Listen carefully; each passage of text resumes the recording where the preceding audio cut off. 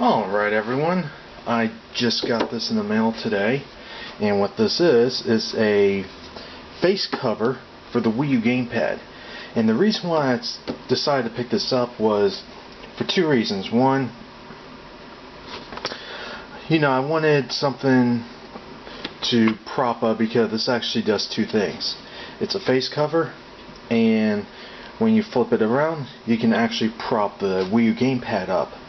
So, and the face cover was really the main draw towards this, because if I'm watching a video or something, either YouTube, Hulu, Netflix, Amazon, whatever, and I'm using this to control it, I don't want to have this blaring light come towards me.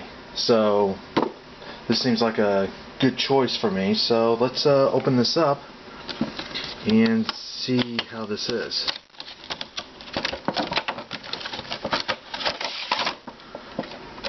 Okay.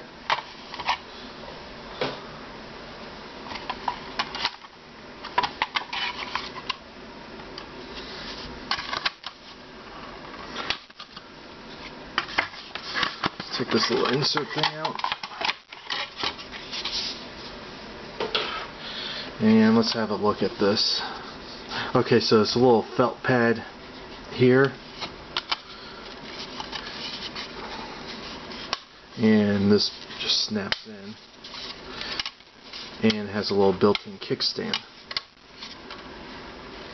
Alright, let's put this on then. So let's take this off. I have my gamepad, so I'm guessing you just drop this in, and it's on there. So the idea is that when you have this on here, you just snap this in place, and it keeps it protected.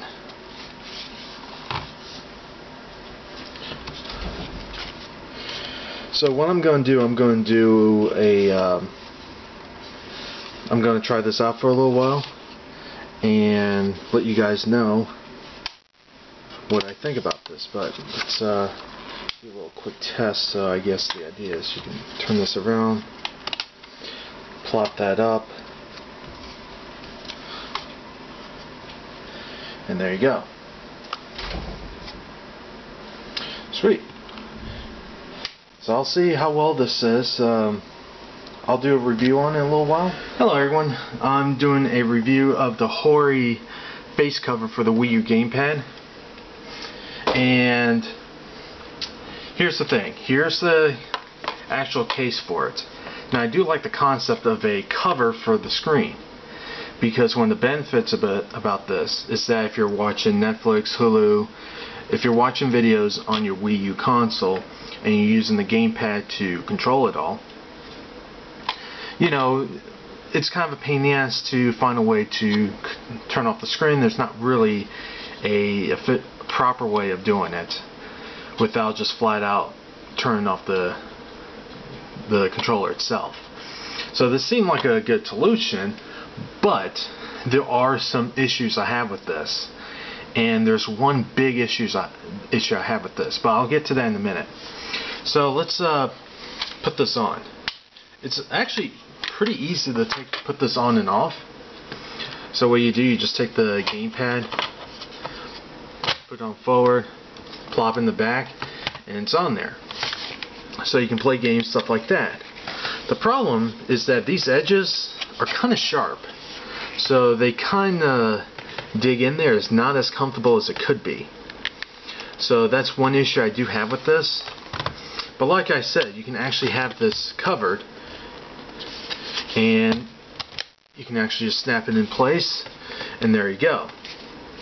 One little design flaw I noticed is that this is not centered. So it seems like this is slightly shifted to the right.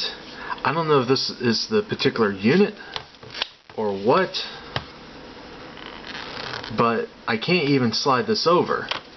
So I think it's a design flaw. It just doesn't look right. But this is what's actually nice about this, is that it'll actually cover the screen, it'll protect it. So even if you don't want to use the screen, or if you're playing a game that doesn't require, there are certain games, let's say like New Super Mario Bros. U, for example, it'll just always mirror your game onto here.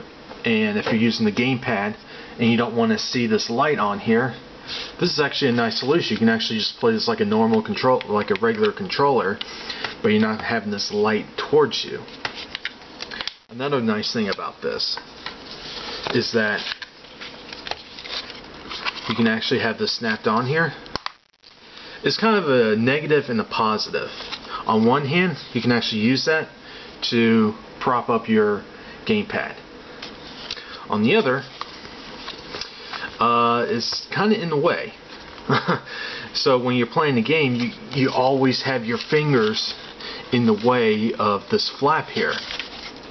Sure, you could take this off, but then you're just going to have this dangling down. But I think this is a more proper way for me.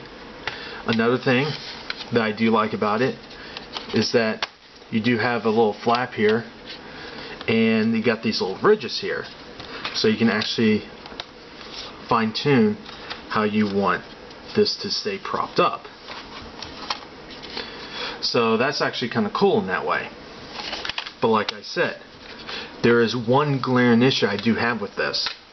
And by the way, all the ports, it's all exposed, so it's not going to cover anything. So you got your infrared port here, you got your headphone and charging plug, your volume, your stylus, all the buttons, and all, they did all the cutouts correctly. Even the back with the sync button, which seems kind of pointless since you can just flip this up and just do it that way, and of course you got all the cutouts there. There's one problem though, and that comes with that. This will not charge. It looks like it'll fit in there, but it actually doesn't. And I don't know why. I kind of wish they could have designed this in a different way though. Instead of having the thing attached underneath here, maybe if they had it along here and then just have it attached there to make it flat, it might have actually worked. But this is a problem I have because I actually do use the charging cradle, and I figure it's like, alright, maybe you can just pull this flap back and then put it on, but it still won't connect to it because of this here, and that's an issue. And for that alone, that's why I can't really recommend this thing, because of this design flaw right here. And it does not say anything in the package. Even when I ordered this online, it didn't mention anything about not being compatible with this, so I couldn't find any information about it. And I didn't see any videos on YouTube, explaining about this particular product. But I will be honest with this, is that if this was able to work with this charging cradle, I would have easily recommended this thing to everyone. It's only a $20 product, and if it did charge on here, the only glaring thing I can think of, besides this, but maybe it's just this particular unit or it's just a design flaw, but it is a little rough on the edges here with this plastic, but that's something I would have gotten over with. This I can't, because it will not charge. It won't make contact, and that's unfortunate, because if it wasn't for this I would recommend people to buy it.